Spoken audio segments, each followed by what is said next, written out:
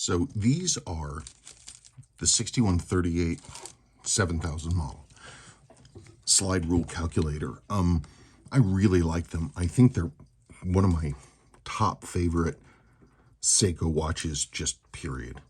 I just think they're fantastically cool with the, you know, the extra added tech of the, you know, the slide rule that one could in theory do, you know, serious in-flight math with if you could read it.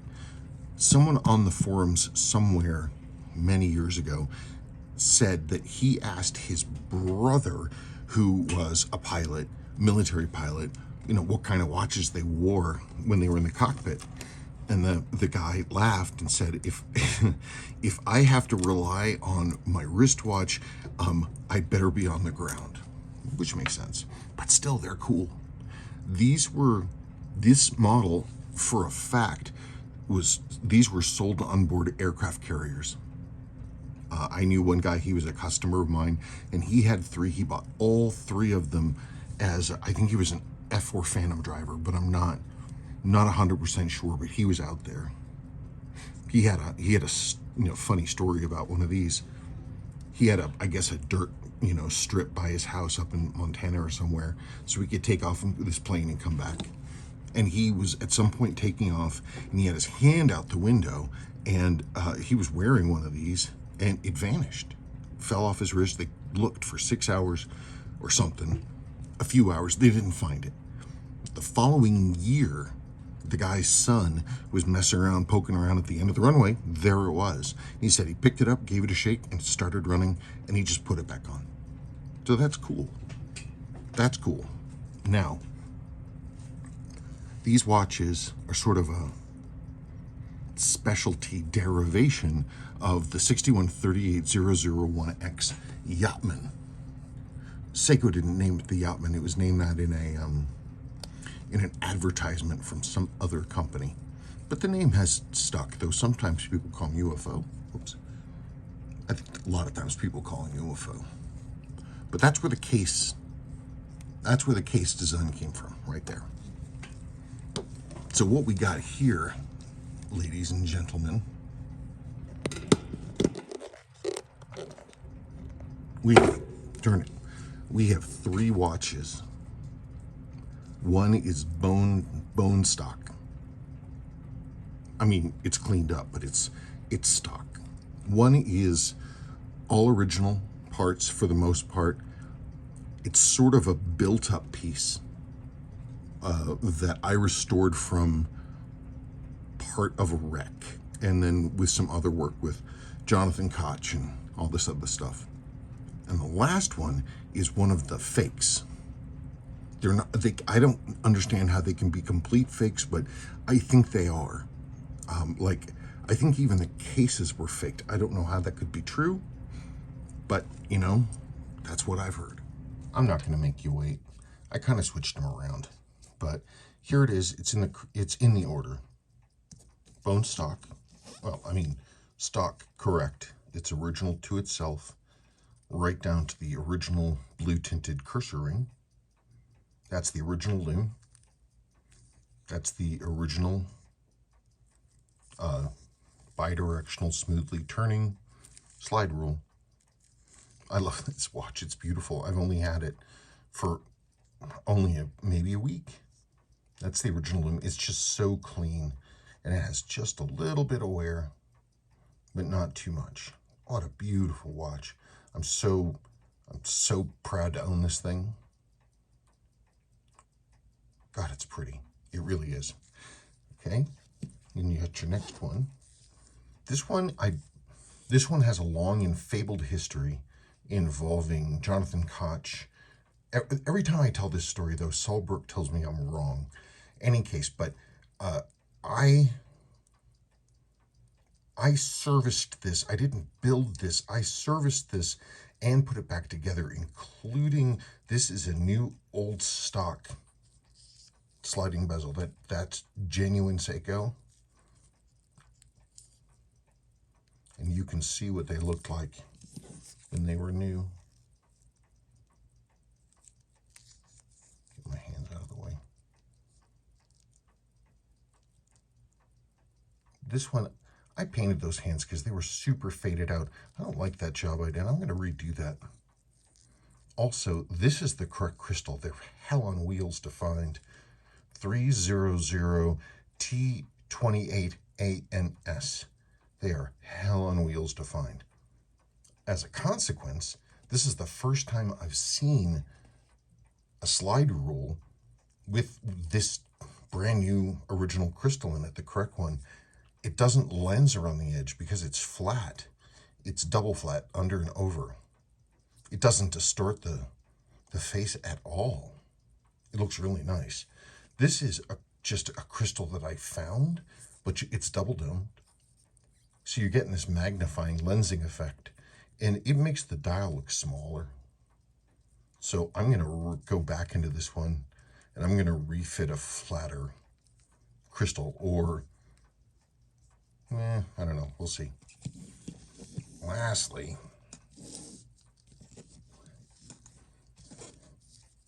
this is one of the famous fakes. They started appearing.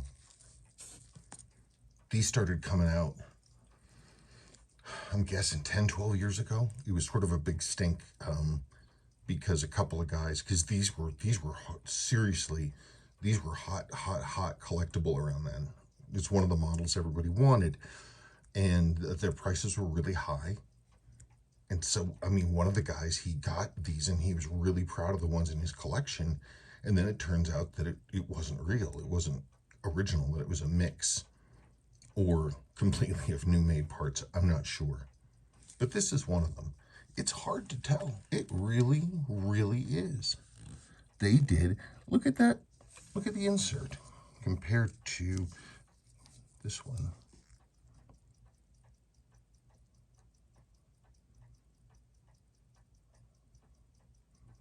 I mean, they did a fantastic job. See if I can get one of the things. There. 3060, 3062. They did a magnificent job.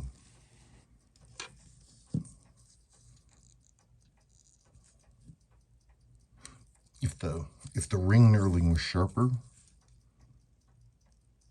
machining a little more distinct. See, it's kind of rounded and blobby here. And this is really tight.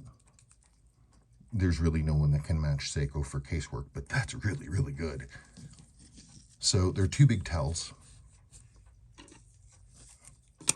The first being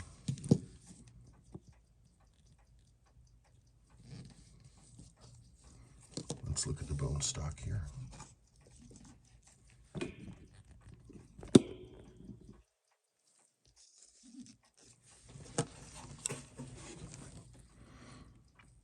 So the big one, the number one, if you look at these subdials, they have a very light circular pattern with a satin gray finish. Very subtle. This, you look at this and it's all shiny. And the machining on the whole thing, it looks like a record. It's very bright. And the next thing, this is really, well, you can see it there. See how this Seiko there, see how the top of it, it's kind of blobby. It's not flat. So we compare that now.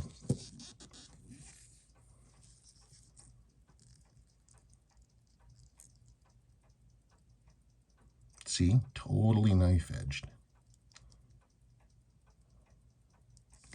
So that's definitely another tell. And the last one, though, the real kicker, is that they all had the same serial number because they were all made at the same time, and they didn't want to come up with, I guess, I'm guessing, they didn't want to come up with rotating serial numbers and probably didn't care. But they didn't, bargain on the world of collectors being so small that a couple people noticed that the serial numbers were always the same. But the big tell on this really is, oh my God, it's so, she's so Pete. But the thing that really blew it for them, because they were making these, they were faking these, they were selling these for real money. I mean, for real. I mean, guys were, you know, with high-end collections were getting these. And because these fakes were so good, I wonder sometimes if the quality of these punctured the market for these. That's okay. It's still easy to tell them apart, trust me. The final piece of the puzzle is they didn't individualize the watches. They all had the same serial number. All of them. And at first glance, this Caseback looks pretty good. Though I have to say the, numbering stuff here looks extremely crisp for a Caseback that clearly has been polished to death. And then we look more and we see other things. Seiko, that's what they did. That's what they did. It always amazes me because, okay, here's the original and original. These are stamped. Every time the stamp comes down, it goes whack with and it goes poink, and the number kicks over one. So every single one not only has a unique number, the up and down pattern can change too.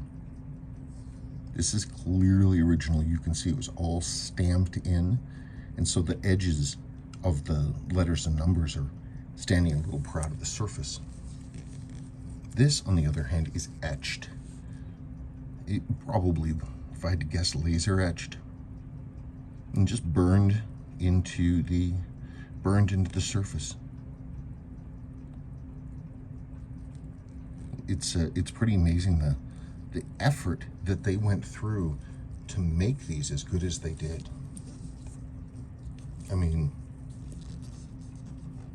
I would have no problem proudly wearing that on my wrist, though of course it's a fake product, but I mean, in terms of aesthetics, I could clean that up, no problem. Also, it's interesting that they did fake loom. The dial, I could almost believe loom being that dark, but Seiko's hand loom never went that color. They almost got the sweep hand right too. Even the color's good, except the hand is painted on the edges, which Seiko never did.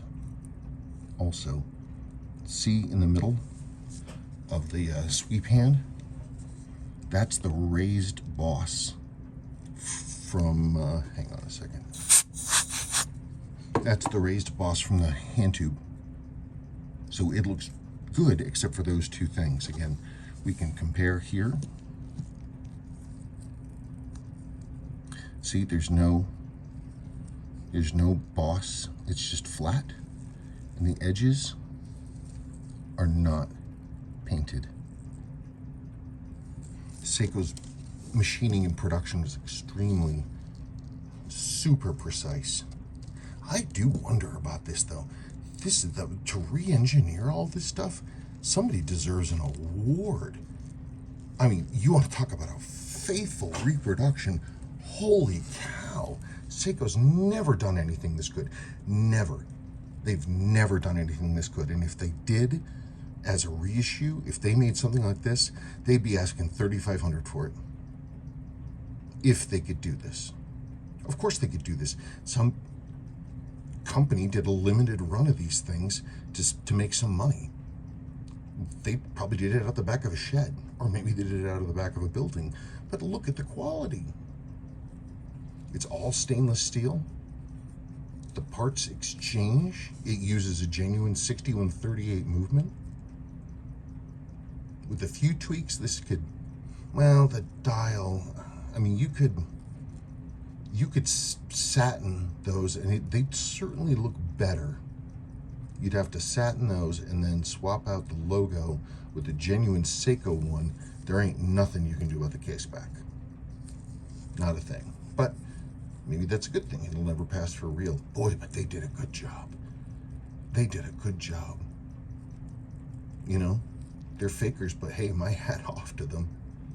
Whoever put this together, though, they didn't set the main hand right, so it's off by a few. I would need to correct that. Really is an amazing piece. Really is an amazing, amazing piece. Anyway, that's it. Thank you for